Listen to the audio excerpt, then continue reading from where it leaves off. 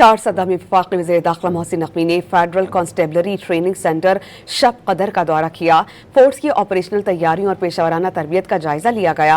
मोहसिन नकवी ने वजारत दाखिला के बैरून मुल्क से आए स्टेट गेस्ट के लिए स्पेशल प्रोटेक्शन विंग और एंटी रॉयट विंग की तरबियती सरगर्मियों का मुआयना किया। उन्होंने एहलकारों के जदीद खतूत पर तरबियत के मयार को सराहा।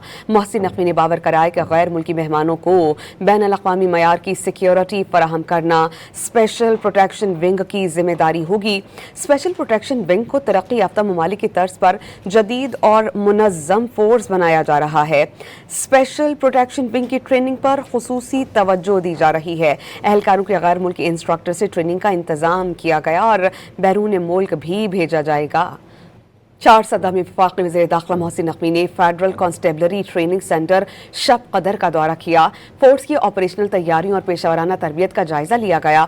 मोहसिन नकवी ने वजारत दाखिला के बैरून मुल्क से आए स्टेट गेस्ट के लिए स्पेशल प्रोटेक्शन विंग और एंटी रॉयट विंग की तरबियती सरगर्मियों का मुआयना किया। उन्होंने एहलकारों के जदीद खतूत पर तरबियत के मयार को सराहा। मोहसिन नकवी ने बावर कराया कि गैर मुल्की मेहमानों को बैनुल अक़वामी मयार की सिक्योरिटी फराहम करना स्पेशल प्रोटेक्शन विंग की जिम्मेदारी होगी।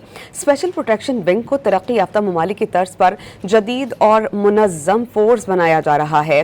स्पेशल प्रोटेक्शन विंग की ट्रेनिंग पर खुसूसी तवज्जो दी जा रही है। एहलकारों के गैर मुल्की इंस्ट्रक्टर से ट्रेनिंग का इंतजाम किया गया और बैरून मुल्क भी भेजा जाएगा।